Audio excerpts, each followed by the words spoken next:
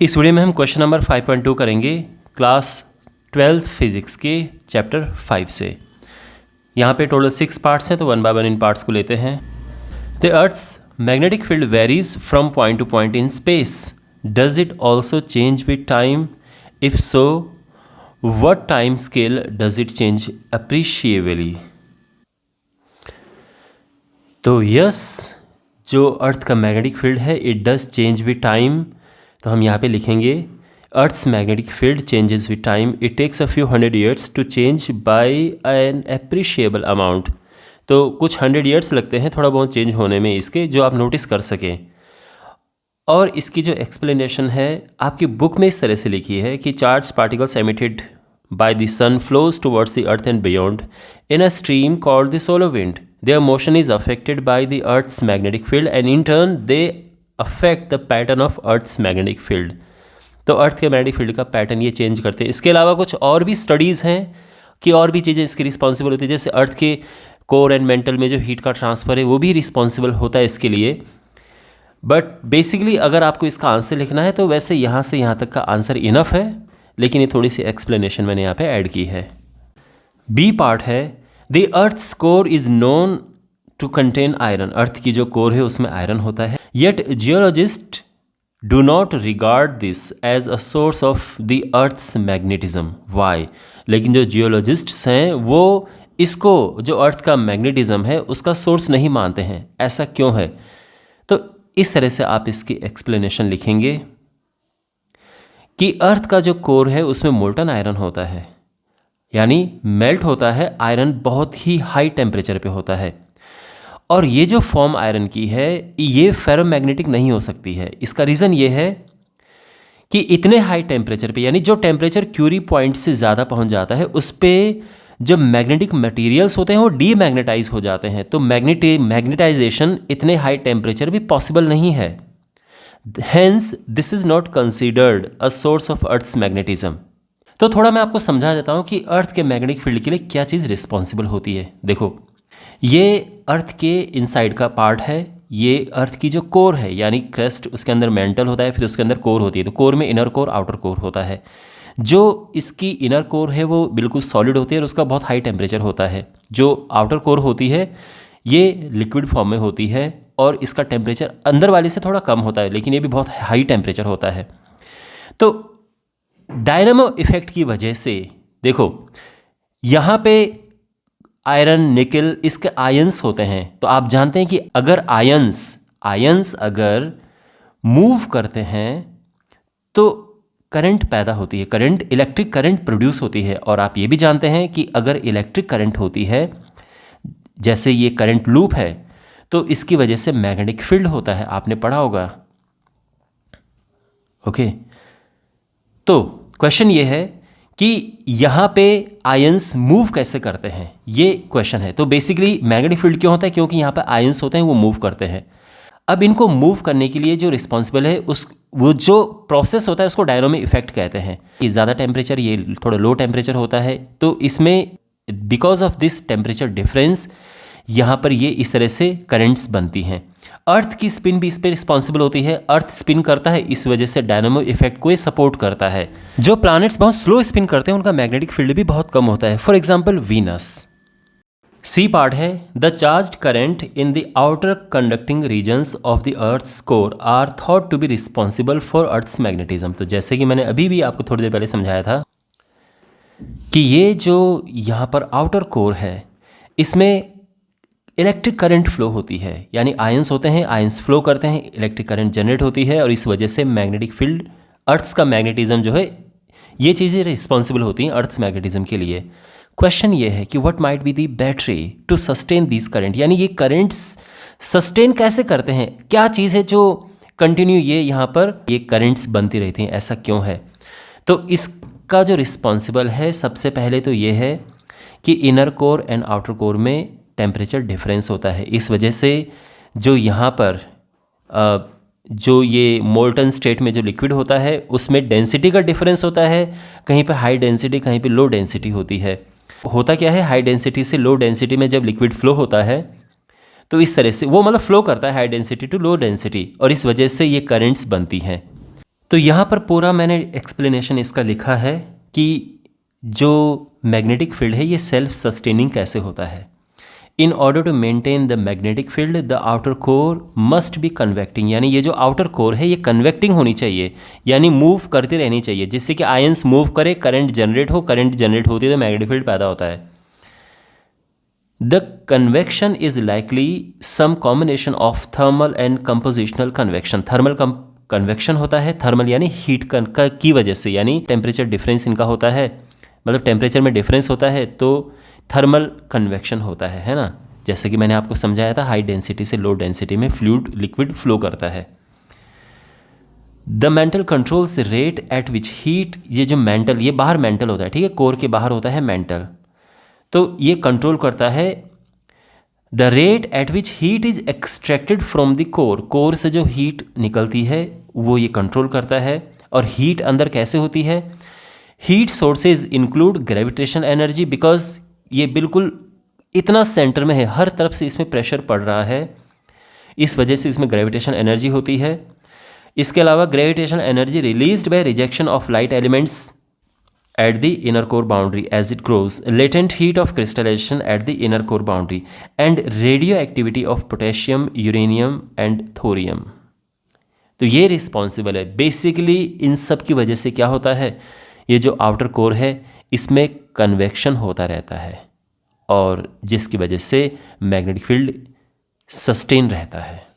The earth may have even reversed the direction of its magnetic field several times during its history of 4 to 5 billion years. How can geologists know about the Earth's field in such distant past? देखो question में क्या कहा गया है, पहले ये समझो।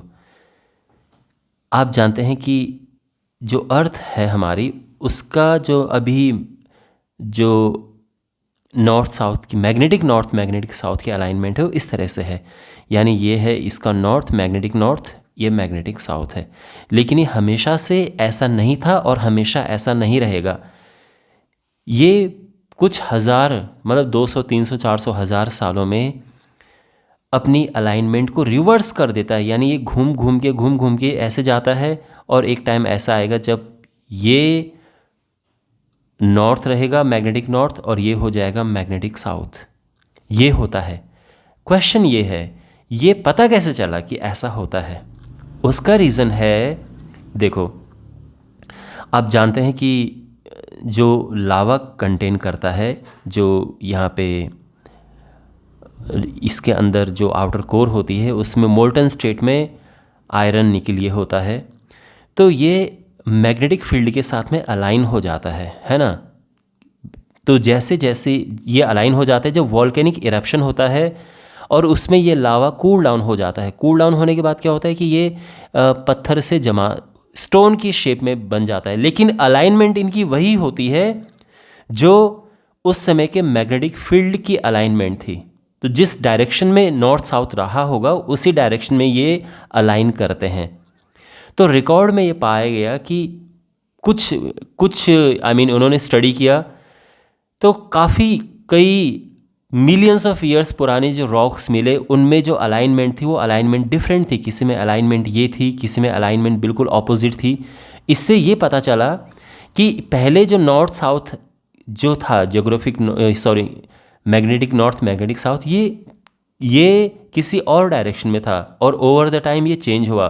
बहुत सारे ऐसे रॉक्स मिले जिससे ये पता चला कि काफ़ी साल पहले, काफ़ी मिलियंस ईयर्स पहले ये ऑपोजिट डायरेक्शन में भी थे, यानी जो करंट जो मैग्नेटिक फील्ड की अलाइनमेंट है उसके ऑपोजिट अलाइनमेंट भी मिले। तो इसका मतलब ये है कि जो ये मैग्नेटिक फील्ड है इसकी जो डायरेक्शन है वो रिवर्स होती है और काफ़ी बारी अभी तक रिवर्स हो चुकी है हमारी अर्थ की हिस्ट्री में, ठीक है। और ये जो साइंस है जिसके अंदर ये स्टडी होती है इसको कहते हैं रॉक मैग्नेटिज्म। तो यहाँ पर ये एक्सप्लेनेशन लिखिए, आप इस तरह से आप आंसर लिख सकते हैं और वैसे मैंने आपको पूरे अच्छे से एक्सप्लेन कर दिया है। ई पार्ट है, the earth's field departs from its dipole shape substantially at large distances greater than about 30,000 kilometre. What agencies may be responsible for this distortion? देखो होता क्या है जो अर्थ है हम यूजुअली इसको डायपोल समझते हैं, मैग्नेटिक डायपोल की मैं बात कर रहा हूँ। तो यहाँ पे आप ये देख सकते हैं, ये डायपोलर मॉडल है अर्थ का, यानी हम ये अज्यूम करते हैं कि जो अर्थ है, आप ये देख सकते हैं यहाँ पर, ये एक मैग्नेटिक डायपोल है। जैसे एक बार मैग्नेट होता है ना, वहाँ से फील्ड लाइंस ऐसे जनरेट होती हैं, तो ये ऐसे ही एक मैग्नेटिक डायपोल है और इस तरह से इसमें फील्ड लाइन से बन रही हैं। तो नियर अर्थ सरफेस इस तरह से हम इसको देखकर चलते हैं और हम ये कह सकते हैं कि ये डायपोल शेप है ना। लेकिन जब हम बहुत ज़्यादा डिस्टेंस पे बाहर जाते हैं तो एक्चुअल में क्या बनता है शेप, ये इससे कहते हैं मैग्नेटोस्फीयर। यानी जब दूर से आप देखते हैं तो एक्चुअल में अर्थ का मैग्नेटिक फील्ड इस तरह से होता है। ठीक है, ये क्यों होता है? ये होता है सोलर विंड की वजह से। तो earth's magnetic field predominantly dipolar at its surface is distorted further out by the solar wind. तो सोलर विंड से ये डिस्टॉर्ट होने लगता है ना। सोलर विंड आती है और इसकी और फिर अर्थ के आयोनोस्फीयर है, उसके साथ भी कुछ एक्टिविटी होती है और इवेंचुअली इस तरह से बन जाता है। तो ये आप यहाँ पर एक्सप्लेनेशन लिख सकते हैं। आई होप ये चीज़ आपको समझ आ गई होगी। एफ पार्ट है, interstellar space has an extremely weak magnetic field of the order 10⁻⁻12 tesla. Can such a weak field be of any significant consequence. यानी जो इंटरस्टेलर स्पेस होता है, इंटरस्टेलर स्पेस यानी जो स्टार्स होते हैं इनके बीच का जो स्पेस होता है, उसमें जो मैग्नेटिक फील्ड होता है वो इस ऑर्डर का होता है, यानी बहुत ही वीक मैग्नेटिक फील्ड है। अर्थ में भी जो मैग्नेटिक फील्ड होता है वो 10⁻⁻4 या -5 टेस्ला के आसपास का होता है। तो ये आप देख सकते हैं बहुत ही वीक मैग्नेटिक फील्ड है। तो क्वेश्चन ये कि क्या इसका कोई सिग्निफिकेंस है, का कुछ यूज़ है इसका? तो होता यह है कि जब हमारे पास कोई चार्ज पार्टिकल मूव करता है किसी मैग्नेटिक फील्ड की वजह से, तो वो उसका जो रेडियस होता है वो इन्वर्सली प्रोपोर्शनल टू होता है मैग्नेटिक फील्ड के, है ना। क्योंकि Q ये mv²/r होता है QVB। तो हम V से V को कैंसिल करें तो R बन जाता है mv/QB। तो अगर मैग्नेटिक फील्ड बहुत ही ज़्यादा वीक है तो रेडियस जो है वो बहुत ज़्यादा लार्ज हो जाता है। तो इससे क्या होता है कि जो डिफ्लेक्शन है चार्ज पार्टिकल्स का, डिफ्लेक्शन बहुत ही स्मॉल होता है। यानी because of weak magnetic field the deflection of charge particle is very small. Means like usually अगर स्ट्रॉन्ग मैग्नेटिक फील्ड हो तो चार्ज पार्टिकल ऐसे घूम जाता है, यहाँ पे डिफ्लेक्शन नेग्लिजिबल होगा, बहुत ही नेग्लिजिबल। आप समझ रहे हैं ना, रेडियस का मतलब ये है कि जैसे जैसे रेडियस, ये रेडियस यहाँ पे छोटा रेडियस है, जैसे जैसे रेडियस बड़ा होगा तो ये बन जाएगा। तो यानी डिफ्लेक्शन कम होता है, जैसे रेडियस बड़ा होता है तो डिफ्लेक्शन कम होता है। इस रेडियस को अगर और भी बड़ा करना है, मान लो और बड़ा बनाना है, आप सोचो अगर हम बहुत ही बड़ा सर्कल बनाएं तो अब यहाँ से यहाँ तक देखो ये डिफ्लेक्शन और कम है।